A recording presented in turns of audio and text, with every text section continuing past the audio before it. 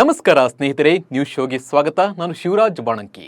ರಾಜಕೀಯದಲ್ಲಿ ದಿನಕ್ಕೊಂದು ಬೆಳವಣಿಗೆ ಆಗ್ತಾ ಇದೆ. ಒಂದು ದಿನ ಬಿಜೆಪಿ ಸೌಂಡ್ ಮಾಡಿದ್ರೆ ಇನ್ನೊಂದು ದಿನ ಕಾಂಗ್ರೆಸ್ ಸದ್ದು ಮಾಡುತ್ತೆ. ಬಿಜೆಪಿ ಬಣಬಡಿದಾಟದ ಮಧ್ಯೆ ಸಿಎಂ ಸಿದ್ದರಾಮಯ್ಯ ಸ್ವಾಭಿಮಾನಿ ಸಮಾವೇಶ ರಣಕಾಳಿಯನ್ನ ಊದಿದ್ದಾರೆ. ಅದು ದೇವೇಗೌಡರ ತವರಲ್ಲೇ ಸಿದ್ದರಾಮಯ್ಯ ತನ್ನ ತಾಕತ್ತು ತೋರಿಸಿ ಎದುರಾಳಿಗಳಿಗೆ ಟಕ್ಕರ್ ನೀಡಿದ್ದಾರೆ. ಹಾಗಿದ್ರೆ ಸಮಾವೇಶದಲ್ಲಿ ಡಿಕೆಶಿ ಡಿಚ್ಚಿ ಕೊಟ್ಟಿದ್ದು ಯಾರಿಗೆ? ಸಿದ್ದರಾಮಯ್ಯ ಎದುರಾಳಿಗೆ ಏನೆಲ್ಲ ಮಾತಿನ ಬಾಣ ಚುಚ್ಚಿದ್ರು ಅನ್ನೋದ್ರ ಜೊತೆ ದೇಶ ವಿದೇಶದ ಸಾಕಷ್ಟು ಸುದ್ದಿಗಳನ್ನು ನೋಡೋಣ. ನೀವು ಸುದ್ದಿ ಅನ್ನದ ಸಬ್ಸ್ಕ್ರೈಬರ್ ಆಗೋದನ್ನ ಮರಿಬೇಡಿ. ದೇವೇಗೌಡರ ತವರು ಜಿಲ್ಲೆಯಾದ ಹಾಸನದಲ್ಲಿ ಸಿಎಂ ಸಿದ್ದರಾಮಯ್ಯ ಸ್ವಾಭಿಮಾನಿ ಸಮಾವೇಶದಲ್ಲಿ ತಮ್ಮ ಶಕ್ತಿ ಪ್ರದರ್ಶನ ಮಾಡಿದರು. ಮೊದಲು ಈ ಸಮಾವೇಶವನ್ನ ಸಿದ್ದರಾಮಯ್ಯ ಮಯ ಮಾಡಲು ಅಭಿಮಾನಿಗಳು ಪ್ಲಾನ್ ಮಾಡಿದರು. ನಂತರ ಸಿಎಂ ಆಪ್ತರ ನಿರ್ಧಾರಕ್ಕೆ ಬ್ರೇಕ್ ಹಾಕಿದ ಕೆಪಿಸಿಸಿ ಅಧ್ಯಕ್ಷ ಡಿಸಿಎಂ ಡಿಕೆ ಶಿವಕುಮಾರ್ ಈ ಸಮಾವೇಶದ ವೇದಿಕೆಯನ್ನ ತಮ್ಮ ತೆಕ್ಕೆಗೆ ತೆಗೆದುಕೊಂಡು ಸಮಾವೇಶದ ರೂಪುರೇಷೆಯನ್ನ ಬದಲಾಯಿಸಿದರು. ಸಿದ್ದರಾಮಯ್ಯ ಸ್ವಾಭಿಮಾನಿ ಸಮಾವೇಶದ ಬದಲಿಗೆ ಕಾಂಗ್ರೆಸ್ನ ಜನಕಲ್ಯಾಣ ಸಮಾವೇಶ ಎಂದು ಡಿಕೆ ಶಿವಕುಮಾರ್ ಹೆಸರು ಬದಲಾಯಿಸಿದರು. ಆದರೆ ಸಿದ್ದರಾಮಯ್ಯ ಸಮಾವೇಶದಲ್ಲಿ ತನ್ನ ತಾಕತ್ತು ಏನು ಅನ್ನೋದನ್ನ ತೋರಿಸೇ ಬಿಟ್ಟರು. ಹಾಸನ, ಮಂಡ್ಯ, ಮೈಸೂರು, ಚಾಮರಾಜನಗರ, ಕೊಡಗು, ಚಿಕ್ಕಮಗಳೂರು ಜಿಲ್ಲೆ ಸೇರಿದಂತೆ ಸಾಕಷ್ಟು ಜಿಲ್ಲೆಯಿಂದ ಲಕ್ಷಾಂತರ ಜನ ಈ ಒಂದು ಸಮಾವೇಶದಲ್ಲಿ ಭಾಗಿಯಾಗಿದ್ದರು. ಒಕ್ಕಲಿಗರ ಪ್ರಾಬಲ್ಯದ ಹಳೆ ಮೈಸೂರು ಭಾಗವನ್ನ ಕಾಂಗ್ರೆಸ್ನ ತೆಕ್ಕೆಗೆ ಎಳೆದುಕೊಳ್ಳಲು ಕಾಂಗ್ರೆಸ್ ರಣಕಾಳೆಯನ್ನ ಈ ಮೂಲಕ ಊದಿತ್ತು. ಸಮಾವೇಶದಲ್ಲಿ ಎಲ್ಲಿ ಕಣ್ಣು ಹಾಯಿಸಿದ್ರೂ ಸಿದ್ದರಾಮಯ್ಯರ ಫೋಟೋ ಫ್ಲೆಕ್ಸ್ಗಳು ರಾರಾಜಿಸುತ್ತಿದ್ವು. ಹಾಸನದ ಜನಕಲ್ಯಾಣ ಸಮಾವೇಶದ ಭಾಷಣದ ಸಂದರ್ಭದಲ್ಲಿ ಮಾತನಾಡಲು ವೇದಿಕೆಗೆ ಆಗಮಿಸಿದ ಡಿಕೆ ಶಿವಕುಮಾರ್ ಅವರು ಸಿಎಂ ಸಿದ್ದರಾಮಯ್ಯ ಹೆಸರು ಹೇಳ್ತಾ ಇದ್ದಂತೆ ಫೋಟೋ ಪ್ರದರ್ಶನ ಮಾಡಿ ಸಿಎಂ ಸಿದ್ದರಾಮಯ್ಯ ಪರ ಅಬ್ಬರದ ಘೋಷಣೆ ಕೂಗಿದ್ರು. ಈ ಸಂದರ್ಭದಲ್ಲಿ ಮಾತು ಪ್ರಾರಂಭಿಸಿದ ಡಿಕೆ ಶಿವಕುಮಾರ್ ಅವರು ಈ ಬಂಡೆ ಯಾವತ್ತಿದ್ರೂ ಸಿದ್ದರಾಮಯ್ಯ ಜೊತೆ ಇರುತ್ತೆ ಅಂತ ಹೇಳಿದ್ರು. ಇದಾದ ಬಳಿಕ ಜನರು ತಮ್ಮ ಹರ್ಷೋದ್ಗಾರವನ್ನ ನಿಲ್ಲಿಸಿದ್ರು. ಸಿದ್ದರಾಮಯ್ಯ ಕೀ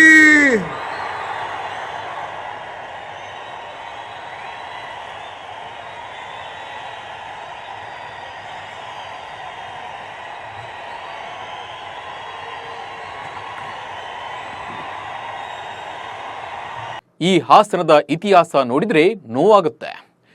ಇನ್ನು ಮುಂದುವರಿಸಿ ಮಾತನಾಡಿದ ಡಿಕೆ ಶಿವಕುಮಾರ್ ಅವರು, ನಾನು ಎಲ್ಲಿರ್ತೀನಿ ಅಲ್ಲಿ ಪ್ರಾಮಾಣಿಕವಾಗಿ ಇರ್ತೀನಿ. ಈ ಹಾಸನದ ಇತಿಹಾಸ ನೋಡಿದ್ರೆ ನೋವಾಗುತ್ತೆ. ಹಲವು ರಾಜಕೀಯ ಕುಟುಂಬಗಳು ನೋವುಂಡಿವೆ. ಹಾಸನಾಂಬೆ ಆ ಹೆಣ್ಣು ಮಕ್ಕಳನ್ನ ರಕ್ಷಣೆ ಮಾಡಬೇಕು ಅಂತ ನುಡಿದ್ರು. ನಿಮ್ಮ ಹಾಸನದ ಮಾಜಿ ಸಂಸದರ ಸಾಕ್ಷಿ ಗುಡ್ಡೆ ಬಗ್ಗೆ ಮಾತನಾಡಲು ಅಸಹ್ಯ ಆಗುತ್ತೆ. ವಿಜೇಂದ್ರ ಮತ್ತು ಕುಮಾರಸ್ವಾಮಿಗೆ ಉಪಚುನಾವಣೆಯಲ್ಲಿ ಜನ ಉತ್ತರ ಕೊಟ್ಟಿದ್ದಾರೆ.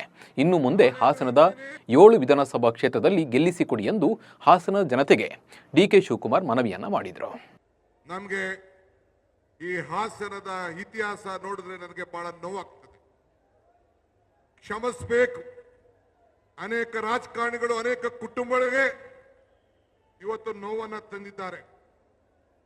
ಹೆಣ್ಣು ಮಕ್ಕಳ ಗೋಳು ಆ ತಾಯಿಯ ಹಸ್ತಾಂಬೆ ರಕ್ಷಣೆ ಮಾಡಲಿ ಅಂತ ಹೇಳಿ ನಾನು ಆ ತಾಯಿಯಲ್ಲಿ ನಿಮ್ಮೆಲ್ಲರ ಪರವಾಗಿ ನಾನು ಪ್ರಾರ್ಥನೆ ಮಾಡ್ತಾ ಇದ್ದೇನೆ.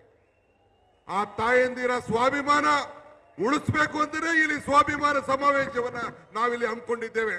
ಇದೇ ತಾವೆಲ್ಲ ಗಮನದಲ್ಲಿ ಇಟ್ಕೊಳ್ಬೇಕು. ನಾನು ಇದ್ರ ಬಗ್ಗೆ ಹೆಚ್ಚಿಗೆ ಮಾತಾಡೋಕೆ ನಾನು ಹೋಗೋದಿಲ್ಲ. ಸುರ್ಜೇವಾಲಾ ನಿಜವಾದ ಚಾಣಕ್ಯ ಎಂದ ರಾಜಣ್ಣ. ಸಮಾವೇಶ ಉದ್ದೇಶಿಸಿ ಮಾತನಾಡಿದ ಜಿಲ್ಲಾ ಉಸ್ತುವಾರಿ ಸಚಿವ ಕೆಎನ್ ರಾಜಣ್ಣ, ರಾಜ್ಯ ಕಾಂಗ್ರೆಸ್ ಉಸ್ತುವಾರಿ ಸುರ್ಜೇವಾಲಾರನ್ನ ಚುನಾವಣಾ ಚಾಣಕ್ಯ ಎಂದು ಕರೆಯುವ ಮೂಲಕ ಡಿಕೆ ಶಿವಕುಮಾರ್ ಅವರಿಗೆ ಪರೋಕ್ಷವಾಗಿ ಟಾಂಗನ ನೀಡಿದರು. ಹಾಸನದ 7ಕ್ಕೆ 7 ಕ್ಷೇತ್ರಗಳನ್ನ ಕಾಂಗ್ರೆಸ್ ಗೆಲ್ಲುತ್ತೆ. ಹೊಳೆನರಸೀಪುರದ ಕಾಂಗ್ರೆಸ್ ಶಾಸಕ ಶಿವಲಿಂಗೇಗೌಡ ಮಾತನಾಡಿ, ಎಲ್ಲಿದೆ ಹಾಸನದಲ್ಲಿ ಜೆಡಿಎಸ್ ಭದ್ರಕೋಟೆ? 25 ವರ್ಷಗಳ ಬಳಿಕ ಲೋಕಸಭೆ ಗೆದ್ದಿದ್ದೇವೆ. ಮುಂದೆ ಹಾಸನದ 7ಕ್ಕೆ 7 ಕ್ಷೇತ್ರಗಳನ್ನ ಕಾಂಗ್ರೆಸ್ ಗೆಲ್ಲುತ್ತೆ ಅಂತ ಮಾತನಾಡಿದರು. ಇಡೀ ಹಾಸನದ ಮಹಿಳೆಯರ ಮೇಲೆ ಅತ್ಯಾಚಾರ. ಇನ್ನು ಮಾತನಾಡುವ ಬರದಲ್ಲಿ ಸಚಿವ ಪ್ರಿಯಾಂಕ ಖರ್ಗೆ ಇಡೀ ಹಾಸನದ ಮಹಿಳೆಯರ ಮೇಲೆ ಅತ್ಯಾಚಾರ ಆಗಿದೆ ಎಂದಿದ್ದಾರೆ. ಇದು ಹಾಸನದ ಮಹಿಳೆಯರಿಗೆ ಒಂದು ತರ ಮುಜುಗರ ಮಾಡಿದಂತಾಗಿದೆ. ದಯವಿಟ್ಟು ಕರ್ನಾಟಕದ ಬಗ್ಗೆ ಚಿಂತೆ ಮಾಡಬೇಡಿ, ಕನ್ನಡಿಗರ ಬಗ್ಗೆ ಚಿಂತೆ ಮಾಡಬೇಡಿ. ಕನ್ನಡಿಗರು ನಮಗೆ ಆಶೀರ್ವಾದ ಮಾಡಿದ್ದಾರೆ, ಗ್ಯಾರಂಟಿ ಪರವಾಗಿ ಆಶೀರ್ವಾದ ಮಾಡಿದ್ದಾರೆ. ನಾವು ನೋಡ್ಕೊತೀವಿ. ದಯವಿಟ್ಟು ನೀವು ನಿಮ್ಮ ಮನೆ ಮಕ್ಕಳಿಗೆ ನೋಡ್ಕೊಳ್ಳಿ. ಫಸ್ಟ್ ನಿಮ್ಮ ಮನೆ ಮಕ್ಕಳು ಯಾರಿದಾರಲ್ಲ, ಇಡೀ ಹಾಸನ ಮಹಿಳೆಯರಿಗೆ ಅತ್ಯಾಚಾರ ಮಾಡಿದಾರಲ್ಲ, ಅದ್ರ ಬಗ್ಗೆ ಮಾತಾಡ್ತೀರಾ? ಅದ್ರ ಬಗ್ಗೆ ಮಾತಾಡೋ ದಮ್ಮು ತಾಕತ್ತು ಇವರಿಗಿಲ್ಲ. ಆದ್ರೆ ಬಂದು ಇಲ್ಲಿ ಮಾತ್ರ ಕರ್ನಾಟಕದ ಬಗ್ಗೆ ಉಪದೇಶ ಮಾಡ್ತಾರೆ. ಹಾಸನದಲ್ಲಿ ಗರ್ಜಿಸಿದ ಹುಲಿಯ ಕಾರ್ಯಕ್ರಮ ಉದ್ದೇಶಿಸಿ ಮಾತನಾಡಿದ ಮುಖ್ಯಮಂತ್ರಿ ಸಿದ್ದರಾಮಯ್ಯ, ಜೆಡಿಎಸ್ ಹಾಗೂ ಮಾಜಿ ಪ್ರಧಾನಿ ದೇವೇಗೌಡ ಕುಟುಂಬದ ವಿರುದ್ಧ ವಾಗ್ದಾಳಿ ನಡೆಸಿದ್ರು.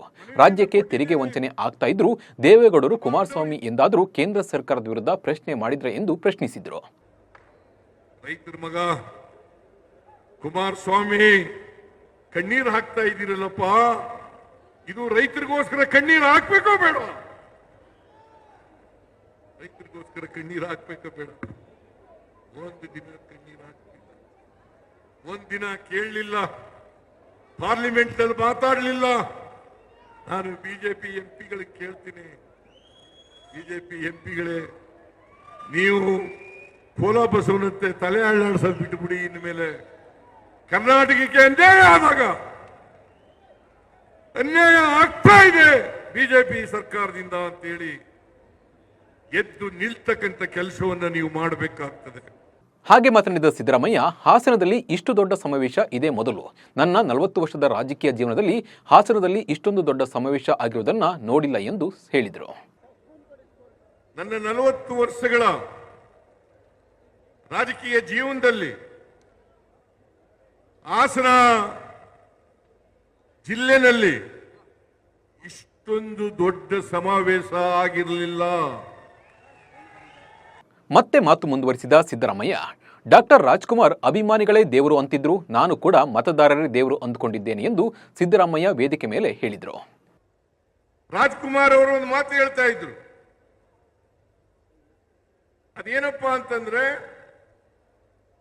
ಅಭಿಮಾನಿ ದೇವರು ಅಂತ ಹೇಳ್ತಾ ಇದ್ರು. ನಮಗೆ ಮತದಾರ ಬಂಧುಗಳೇ ದೇವರು ಅಂತಕ್ಕಂಥ ಮಾತುಗಳನ್ನು ಹೇಳಲಿಕ್ಕೆ ಬಯಸ್ತಾ ಇದ್ದಾರೆ. ದೇವೇಗೌಡರು ಯಾರನ್ನು ಬೆಳೆಯಲು ಬಿಟ್ಟಿಲ್ಲ. ಎಚ್.ಡಿ. ದೇವೇಗೌಡರು ಜೆಡಿಎಸ್ನಲ್ಲಿ ಯಾರನ್ನೂ ಬೆಳೆಯಲು ಬಿಟ್ಟಿಲ್ಲ. BL ಶಂಕರ್, YK ರಾಮಯ್ಯ ಅವರು ಮನೆ ಮಕ್ಕಳಂತಿದ್ರು, ಆದರೂ ಅವರನ್ನ ಬೆಳೆಸಿಲ್ಲ. ನಮಗೆಲ್ಲ ರಾಜಕೀಯ ವನವಾಸ ಮಾಡಿಸಿದ್ರು. ಈಗ ತಮ್ಮ ವನವಾಸವನ್ನ ತಾವೇ ಅನುಭವಿಸ್ತಾ ಇದ್ದಾರೆ. ನಾನು JDS ಬಿಡಲಿಲ್ಲ, ಅವರೇ ನನ್ನನ್ನು ಉಚ್ಚಾಟನೆ ಮಾಡಿದ್ರು, ಅಹಿಂದ ಸಮಾವೇಶ ಮಾಡಿದ್ದಕ್ಕೆ ಉಚ್ಚಾಟಿಸಿದ್ರು ಎಂದು ದೇವೇಗೌಡರ ಕುಟುಂಬಕ್ಕೆ CM ಸಿದ್ದರಾಮಯ್ಯ ಟಾಂಗ್ ಕೊಟ್ಟರು. ದೇವೇಗೌಡರು ಯಾವತ್ತೂ ಕೂಡ ಯಾರನ್ನು ಬೆಳೆಸಲಿಕ್ಕೆ ಇಷ್ಟಪಡಲ್ಲ. ಬೇರೆಯವರು ಇರಲಿ, ಒಕ್ಕಲಿಗರನ್ನೇ ಬೆಳೆಸಕ್ಕೆ ಇಷ್ಟಪಡಲ್ಲ. ಚಂದ್ರೇಗೌಡನ್ ಬೆಳೆಸಿದ್ರ, ಪುಟ್ಟಸ್ವಾಮಿ ಗೌಡನ್ ಬೆಳೆಸಿದ್ರ, ಬೈರೇಗೌಡನ್ ಬೆಳೆಸಿದ್ರ, ಬಚ್ಚೇಗೌಡರು ಬೆಳೆಸಿದ್ರ, ಕೃಷ್ಣಪ್ಪನ್ ಬೆಳೆಸಿ SD ಕೃಷ್ಣಪ್ಪನ್ ಬೆಳೆಸಿದ್ರ, ನಾಗೇಗೌಡರು ಬೆಳೆಸಿದ್ರ, ಬಚ್ಚೇಗೌಡರನ್ನು ಬೆಳೆಸಿದ್ರ, YK ರಾಮಯ್ಯನ್ ಬೆಳೆಸಿದ್ರ? ಯಾರು ಬೆಳೆಸಿಲ್ಲ. BL ಶಂಕರ್ ಅವ್ರ ಮನೆ ಮಗನ ತರ ಇದ್ದ, ಅವನಿಗೇನೆ ಬೆಳೆಸಲಿಲ್ಲ. YK ರಾಮಯ್ಯ ಅವ್ರ ಮನೆ ಮಗನ ತರ ಇದ್ದ, ಅವನನ್ನು ಬೆಳೆಸಲಿಲ್ಲ. ಯಾರನ್ನು ಬೆಳೆಸಿದ್ರಿ?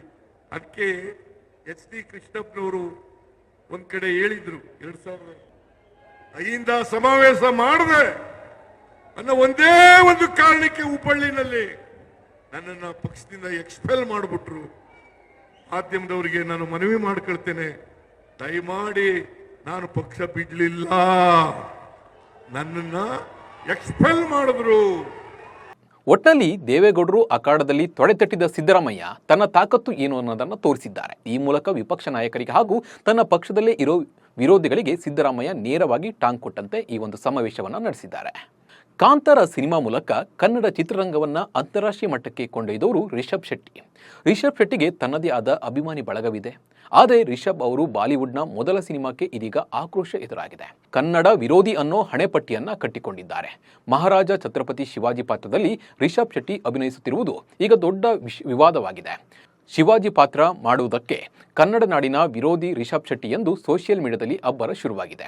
ಬಾಯ್ಕಟ್ ರಿಷಬ್ ಶೆಟ್ಟಿ ಅಂತಲೂ ಅಭಿಯಾನ ಶುರುವಾಗಿದೆ. ಹಾಗಿದ್ರೆ ಏನಿದು ವಿವಾದ ಅನ್ನೋದನ್ನ ನೋಡೋಣ ಬನ್ನಿ. ರಿಷಬ್ ಶೆಟ್ಟಿ ಛತ್ರಪತಿ ಶಿವಾಜಿ ಮಹಾರಾಜ್ ಬಯೋಪಿಕ್ನಲ್ಲಿ ನಟಿಸುವುದಾಗಿ ಘೋಷಣೆ ಮಾಡಿ ಅದರ ಫಸ್ಟ್ ಲುಕ್ ಪೋಸ್ಟರ್ ಬಿಡುಗಡೆ ಮಾಡಿದರು. ಭಾರತದ ಮಹಾನ್ ಯೋಧ ರಾಜ ಶಿವಾಜಿಯ ಜೀವನ ಚರಿತ್ರೆಯನ್ನ ತೆರೆಗೆ ತರುತ್ತಿರುವುದು ನಮ್ಮ ಗೌರವ ಹಾಗೂ ಹೆಮ್ಮೆ. ಇದು ಬರೀ ಸಿನಿಮಾ ಅಲ್ಲ, ದುಷ್ಟರ ವಿರುದ್ಧ ಹೋರಾಡಿದ ಹಿಂದೂ ಸಾಮ್ರಾಜ್ಯವನ್ನ ಕಟ್ಟಿ ಬೆಳೆಸಿದ ವೀರ ಯೋಧನ ಕತೆ. ತೆರೆ ಮೇಲೆ ಅದ್ಭುತ ಆಕ್ಷನ್ ಡ್ರಾಮಾ ನೋಡಲು ಸಿದ್ಧರಾಗಿ ಎಂದು ರಿಷಬ್ ಸಿನಿಮಾ ಪೋಸ್ಟರ್ ಹಂಚಿಕೊಂಡ ಬೆನ್ನಲ್ಲೇ ಕೆಲ ಕನ್ನಡಿಗರಿಂದ ಅಸಮಾಧಾನ ವ್ಯಕ್ತವಾಗಿದೆ. ಸೋಷಿಯಲ್ ಮೀಡಿಯಾದಲ್ಲಿ ಪರ ವಿರೋಧ ಚರ್ಚೆಗಳು ಈ ಬಗ್ಗೆ ನಡೀತಾ ಇದೆ. ಕರುನಾಡಿನಲ್ಲಿಯೂ ವೀರ ಶೂರ ರಾಜರು ಇದ್ದಾರೆ, ಅವರ ಸಿನಿಮಾ ಮಾಡಿ, ಇಮ್ಮಡಿ ಪುಲಿಕೇಶಿ ಅಂತ ರಾಜರ ಸಿನಿಮಾ ಮಾಡಿ ಎಂದು ಪಟ್ಟು ಹಿಡಿದಿದ್ದಾರೆ. ಕರ್ನಾಟಕ ಲೂಟಿ ಹೊಡೆದವನ ಕತೆ ಮಾಡದಂತೆ ಆಕ್ರೋಶ. ಶಿವಾಜಿ ಪಾತ್ರ ಮಾಡುತ್ತಿರುವುದಕ್ಕೆ ಹಲವು ಕನ್ನಡಿಗರು ವಿರೋಧ ಮಾಡ್ತಾ ಇದ್ದಾರೆ. ರಿಷಬ್ ಶೆಟ್ಟಿ ಅವರೇ, ನಿಮ್ಮ ಕುಂದಾಪುರದ ಬಸ್ರೂರು ಒಂದು ಕಾಲದಲ್ಲಿ ಪ್ರಮುಖ ಒಳನಾಡ ಬಂದರಾಗಿತ್ತು ಎಂಬುದು ನಿಮ್ಮೆಲ್ಲರಿಗೆ ತಿಳಿದಿದೆ. ನಮ್ಮ ಬಸ್ರೂರನ್ನ ಕುಮುಟವನ್ನ ಶಿವಾಜಿ ಮತ್ತು ಆತನ ಸೇನೆ ಲೂಟಿ ಮಾಡಿತ್ತು. ಅಪಾರವಾದ ಹತ್ಯೆ ಕೂಡ ಮಾಡಿತ್ತು ಎಂದು ಇತಿಹಾಸದ ದಾಖಲೆಗಳು ಹೇಳ್ತವೆ. ಅದು ಕೂಡ ಮಹಾಶಿವರಾತ್ರಿಯ ದಿನ ನಮ್ಮೂರಿನ ಭೂತ ಕೋಲವನ್ನ ಜಗತ್ಪ್ರಸಿದ್ಧ ಮಾಡಿದ ನೀವು ನಮ್ಮ ಹಿರಿಯರನ್ನ ದಂಡಿಸಿ ಲೂಟಿ ಮಾಡಿದವರನ್ನ ನೀವು ವಿಜೃಂಭಿಸುವುದು ಸರಿಯೇ? ಹೇಳಲು 10 ಕಥೆಗಳಿವೆ. ಕನ್ನಡ ನಾಡಿನ ರಾಜರದ್ದೇ ಕಥೆಗಳ 100 ಇವೆ. ಒಮ್ಮೆ ಯೋಚಿಸಿ ಎಂದು ಅಭಿಮಾನಿಯೊಬ್ಬರು ಎಕ್ಸ್ನಲ್ಲಿ ರಿಷಬ್ಗೆ ಪ್ರಶ್ನಿಸಿದ್ದಾರೆ. ಕ್ಷಮೆ ಕೇಳಿದ ದೃಶ್ಯವೂ ಕೂಡ ಇರಬೇಕು. ಶಿವಾಜಿ ತನ್ನ ಕಾಲದಲ್ಲಿ ಶೃಂಗೇರಿ ಮಠದ ಮೇಲೆ ದಾಳಿ ಮಾಡಿದ್ದ.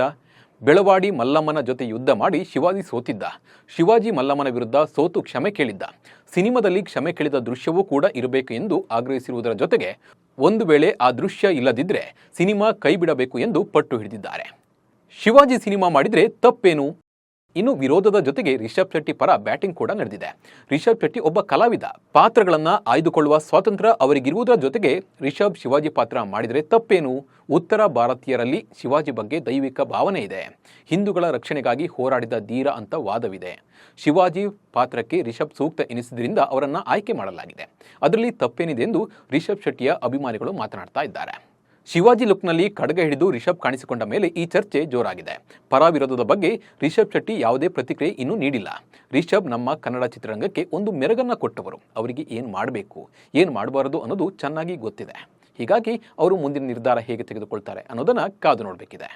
ಅಸ್ಸಾಂನಲ್ಲಿ ಹೋಟೆಲ್, ರೆಸ್ಟೋರೆಂಟ್ ಹಾಗೂ ಸಾರ್ವಜನಿಕ ಸ್ಥಳಗಳಲ್ಲಿ ಗೋಮಾಂಸ ಮಾರಾಟ ಮತ್ತು ಸೇವನೆಯನ್ನು ನಿಷೇಧಿಸಿರುವುದಾಗಿ ಮುಖ್ಯಮಂತ್ರಿ ಹಿಮಂತ್ ಬಿಸ್ಟಾ ಶರ್ಮಾ ಘೋಷಿಸಿದ್ದಾರೆ. ಗೋಮಾಂಸ ಸೇವನೆಯ ಬಗ್ಗೆ ಅಸ್ತಿತ್ವದಲ್ಲಿರುವ ಕಾನೂನಿನ ತಿದ್ದುಪಡಿ ತರಲು ರಾಜ್ಯ ಸಚಿವ ಸಂಪುಟ ಸಭೆಯಲ್ಲಿ ಈ ನಿರ್ಣಯ ತೆಗೆದುಕೊಳ್ಳಲಾಗಿದೆ. ಮಸೂದೆಯ ನಿರ್ಬಂಧನೆಗಳನ್ನು ಉಲ್ಲಂಘಿಸಿದರೆ 3 ರಿಂದ 8 ವರ್ಷದವರೆಗೆ ಜೈಲು ಶಿಕ್ಷೆ ಮತ್ತು 3 ಲಕ್ಷ ರೂಪಾಯಿಯಿಂದ 5 ಲಕ್ಷ ರೂಪಾಯಿವರೆಗೆ ದಂಡ ವಿಧಿಸಬಹುದು. ಫ್ರಾನ್ಸ್ನಲ್ಲಿ ಪ್ರಧಾನಿ ಮೈಕೆಲ್ ಬರ್ನಿಯರ್ ಸರ್ಕಾರ ಪತನವಾಗಿದ್ದು ನಿರ್ಣಯದಲ್ಲಿ ಬಹುಮತ ಪಡೆಯುವಲ್ಲಿ ವಿಫಲರಾಗಿದ್ದಾರೆ. ಅವಿಶ್ವಾಸ ನಿರ್ಣಯದಲ್ಲಿ ಪ್ರಧಾನಿ ಮೈಕೆಲ್ ಪದಚ್ಯುತಗೊಂಡ ನಂತರ ಫ್ರಾನ್ಸ್ ಸರ್ಕಾರ ಪತನಗೊಂಡಿದೆ. ದೇವೇಂದ್ರ ಫಡ್ನವೀಸ್ ಮಹಾರಾಷ್ಟ್ರದ ಮುಖ್ಯಮಂತ್ರಿಯಾಗಿ 3ನೇ ಬಾರಿಗೆ ಪ್ರಮಾಣ ವಚನ ಸ್ವೀಕರಿಸಿದರು.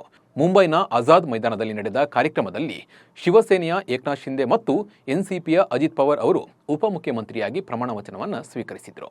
ಟೀಂ ಇಂಡಿಯಾದಿಂದ ಹೊರಗುಳಿದಿರುವ ತಂಡದ ಅನುಭವಿ ವೇಗಿ ಭುವನೇಶ್ವರ್ ಕುಮಾರ್ ಸೈಯದ್ ಮುಷ್ತಾಕ್ ಅಲಿ ಟ್ರೋಫಿ ಅದ್ಭುತ ಸಾಧನೆ ಮಾಡಿದ್ದಾರೆ. ಕಳೆದ ಕೆಲ ದಿನಗಳ ಹಿಂದೆಷ್ಟೇ ನಡೆದ IPL ಹರಾಜಿನ ವೇಳೆ ಭಾರಿ ಬೆಲೆಗೆ ಮಾರಾಟವಾಗಿದ್ದ ಭುವಿ ಇದೀಗ ಹ್ಯಾಟ್ರಿಕ್ ಸಾಧನೆ ಮಾಡುವ ಮೂಲಕ ಸಂಚಲನ ಮೂಡಿಸಿದ್ದಾರೆ. T20 ಕ್ರಿಕೆಟ್ನಲ್ಲಿ ಭುವಿಯ ಮೊದಲ ಹ್ಯಾಟ್ರಿಕ್ ಇದಾಗಿದೆ. ಈ ಹ್ಯಾಟ್ರಿಕ್ನೊಂದಿಗೆ ಭುವನೇಶ್ವರ್ ಕುಮಾರ್ ಮತ್ತೊಮ್ಮೆ ಟೀಂ ಇಂಡಿಯಾಗೆ ಮರಳುವ ಸಿಗ್ನಲ್ ನೀಡಿರುವುದರ ಜೊತೆಗೆ RCB ಅಭಿಮಾನಿಗಳ ಕಪ್ ಬಯಕೆಗೆ ಮತ್ತಷ್ಟು ಬಲ ತುಂಬಿದ್ದಾರೆ. ಇವಿಷ್ಟು ಇವತ್ತಿನ ನ್ಯೂಸ್ ಶೋ ಸುದ್ದಿಗಳು. ನಮಸ್ಕಾರ.